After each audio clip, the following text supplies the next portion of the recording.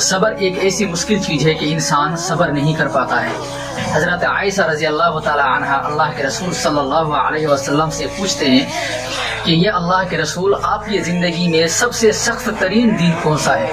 سب سے مشکل دن کون سا ہے؟ اللہ کے رسول صلی اللہ علیہ وسلم سے جب یہ پوچھا گیا تو حضرت عائشہ رضی اللہ تعالی عنہ نے من ہی من سوچی کہ اللہ کے رسول شاید احد کے دن کے بارے میں بتائے گا کہ احد کا دن سب سے سخت ترین دن تھا، کیونکہ احد کے دن میں اللہ کے رسول صلی اللہ علیہ وسلم کے گالوں میں کڑیاں گھس کر اللہ کے رسول صلی اللہ علیہ وسلم کے دانت مبارک شہید ہو گئے تھے۔ احد کے میدان میں 70 صحابہ کرام رضی اللہ تعالی عنہ شہید ہو گئے تھے۔ احد کے میدان میں اللہ کے رسول صلی اللہ علیہ وسلم کے گھٹنے مبارک سے لہو لہان ہو گئے تھے، لیکن اس وقت میں اللہ کے رسول صلی اللہ علیہ وسلم کی جان کو بچانے کے لیے صحابہ کرام رضی اللہ تعالی عنہ نے اپنی سینہ کو نوچھار کر دیا، اپنی جان سے اللہ کے رسول صلی اللہ علیہ وسلم کے جان کے آگے قربان کرنے کی سوچا۔ اللہ کے رسول صلی اللہ علیہ وسلم احد کے میدان میں بہت ہی زیادہ تکلیف ہوئی تھی۔ احد کے میدان میں حضرت امیر حمزہ رضی اللہ تعالی عنہ کا کلیجہ نکال کر ہندا نے چبایا تھا، وہ بہت ہی سخت ترین دن تھا۔ حضرت عائشہ نے سوچا کہ شاید یہ اللہ کے رسول صلی اللہ علیہ وسلم کہے گا کہ میرے سخت ترین دن احد کا دن ہے، لیکن اللہ کے رسول صلی اللہ علیہ وسلم نے فرمایا کہ ہاں، میرے لیے سخت ترین دن طائف کا دن ہے۔ حضرت عائشہ کہتی ہیں کہ یہ اللہ کے رسول احد کے دن سے بھی زیادہ سخت ترین دن ہے۔ اللہ کے رسول صلی اللہ علیہ وسلم نے فرمایا کہ ہاں عائشہ، احد کے دن سے بھی زیادہ سخت ترین دن، مشکل دن طائف کا دن ہے۔ اللہ کے رسول صلی اللہ علیہ وسلم نے سوچا کہ مکہ کے لوگ تو مجھ پر ایمان نہیں لے کر آتے ہیں، کیوں نہ طائف میں جا کر وہاں پہ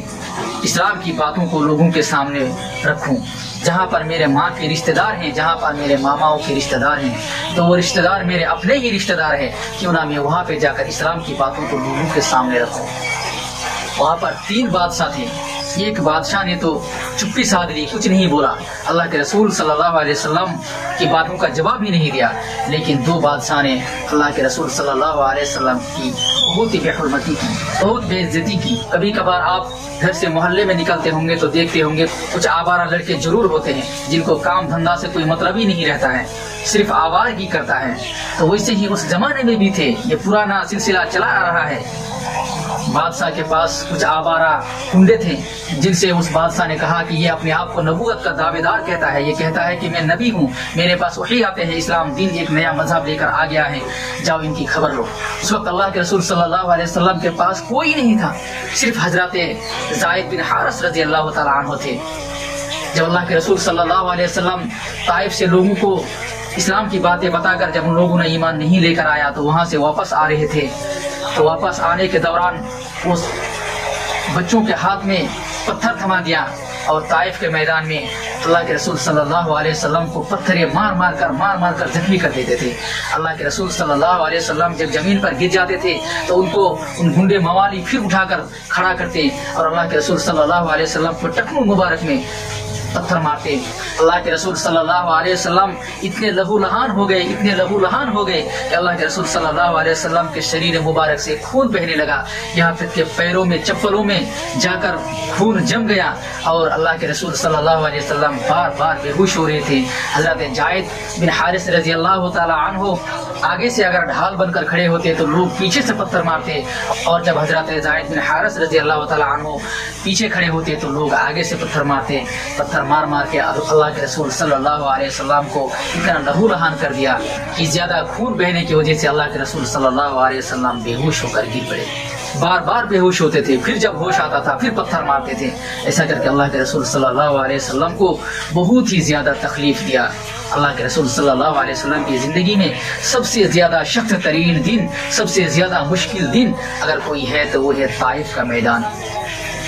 حضرت زید بن حارث رضی اللہ تعالی عنہ نے اللہ کے رسول صلی اللہ علیہ وسلم کو لے جا کر ایک انگور کے باغات میں بیٹھایا۔ انگور کے باغات میں درخت کے نیچے جب اللہ کے رسول صلی اللہ علیہ وسلم آرام فرمانے کے لیے بیٹھے تو ایک آدمی نے اللہ کے رسول صلی اللہ علیہ وسلم کا انگور کا ایک گلاس جوس لے جا کر دیا۔ اللہ کے رسول صلی اللہ علیہ وسلم نے بسم اللہ کہہ کر اس جوس کو پیا اور کہا کہ تمہارا نام عطاس ہے نا؟ اس اللہ کے رسول صلی اللہ علیہ وسلم کی اس بات کو سن کر وہ آدمی چونک گیا اور کہنے لگے کہ میرا نام آپ کو کیسے معلوم؟ اللہ کے رسول صلی اللہ علیہ وسلم نے فرمایا کہ تم یونس علیہ السلام کے گاؤں کے ہونا؟ उस आदमी ने कहा कि हाँ अल्लाह के रसूल सल्लल्लाहु अलैहि वसल्लम ने फरमाया कि मैं भी नबी हूँ और यूनुस भी नबी है, एक नबी को दूसरे नबी का खबर रहता है। 3 दिन से अल्लाह के रसूल सल्लल्लाहु अलैहि वसल्लम भूखे प्यासे थे। तो जूस को पीकर अल्लाह के रसूल सल्लल्लाहु अलैहि वसल्लम के शरीर में थोड़ी सी जान आई। इतने में हजरत जिब्रील अलैहिस्सलाम मलकुल जिबाल को लाकर खड़े हो गए और अल्लाह के रसूल सल्लल्लाहु अलैहि वसल्लम से कहने लगे कि अल्लाह के रसूल आप सिर्फ एक बार हुक्म कीजिए, आप सिर्फ एक बार इजाजत दीजिए, मैं दोनों पहाड़ों को लाकर पेशारे शुरमा की तरह इन्हें मसल कर रख देता हूँ। आटे की चक्कियों में जिस तरह आटा पीसता है उस तरह इन्हें पहाड़ों के जरिए से पीस कर रख देता हूँ। अल्लाह के रसूल सल्लल्लाहु अलैहि वसल्लम ने फरमाया कि नहीं, ऐसा कभी मत करना। हो सकता है कि ये लोग मुझ पर ईमान ना लाएं, लेकिन इनके नस्लों में कोई ना कोई ईमान मुझ पर जरूर ला सकता है, इसीलिए ऐसा ना करो। क़यामत के दिन अगर अल्लाह मुझसे सवाल कर ले कि मैंने जो तुम्हें काम देकर भेजा था उस काम को तुमने किस तरीके से अंजाम दिया, तो अगर इनके बारे में अल्लाह मुझसे सवाल कर ले तो मैं अल्लाह से क्या जवाब दूंगा। अल्लाह के रसूल सल्लल्लाहु अलैहि वसल्लम की सब्र की कैफियत देखिए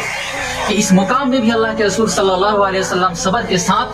कहते हैं कि नहीं ऐसा मत करना। अगर अल्लाह के रसूल सल्लल्लाहु अलैहि वसल्लम एक इजाजत देते तो उन्हें आटे की चक्कियों की तरह उसे पीस कर खत्म कर देते। अल्लाह तबारक व तआला से दुआ करता है कि अल्लाह ये लोग जानता नहीं है कि मैं कौन हूँ, इन लोगों को नहीं मालूम है कि मैं कौन हूँ। अगर ये लोग जानता तो मुझ पर ये लोग जुल्म नहीं करता, मुझ पर ये लोग पथराव नहीं करता। या अल्लाह तो इन लोगों के ऊपर मेरे ऊपर जुल्म करने की वजह से अजाब में मुब्तला मत करना, इन लोगों को कौम लूत और कौम समूद की तरह बर्बाद ना करना, इन लोगों को हलाक ना करना। या अल्लाह ये लोग ना समझे, इन लोगों को मालूम नहीं है कि मैं तेरा रसूल। तो जरा तसव्वुर कीजिए कि अल्लाह के रसूल सल्लल्लाहु अलैहि वसल्लम की सब्र किस कैफियत की थी, किस तरह अल्लाह के रसूल सल्लल्लाहु अलैहि वसल्लम सब्र किए। जितने भी नबी आए हैं उन सभियों ने कभी न कभी जिंदगी में तंग आकर अपने कौम के लिए बद्दुआ की, लेकिन अल्लाह के रसूल सल्लल्लाहु अलैहि वसल्लम एक ऐसे वाहिद शख्स हैं, एक ऐसे वाहिद नबी हैं जिन्होंने कभी भी अपने उम्मत के लिए बद्दुआ नहीं की। कुरान की बातें जहाँ जहाँ पर होती है वहाँ हमें बैठकर अपनी दीन की बातों को सीखना चाहिए, अपनी दीन की बातों को जानना चाहिए। कितनी मुश्किल से ये इस्लाम हमारे पास आकर पहुँची है जिसकी आज हम कदर नहीं करते हैं। मेरे भाइयों, इस्लाम की कदर करें, अपने ईमान की कदर करें और 5 वक्त नमाज पढ़ने की कोशिश करें। और अगर आप नहीं पढ़ते हैं तो आज से ही अल्लाह तबारक व तआला से दुआ करें कि अल्लाह तू मुझे नमाज पढ़ने की तौफीक दे, या अल्लाह तू हमें दुनिया में सही सलामत चलने की तौफीक दे, या अल्लाह मेरे अखलाक को सही करने की तौफीक दे, या अल्लाह और सबसे बड़ी बात कि मुझे तो सब्र करने की तौफीक अता फरमा। इसीलिए अल्लाह के रसूल सल्लल्लाहु अलैहि वसल्लम को रहमतुल लिल आलमीन का लक़ब दिया गया है कि अल्लाह के रसूल सल्लल्लाहु अलैहि वसल्लम सारे जहां के लिए रहमत है।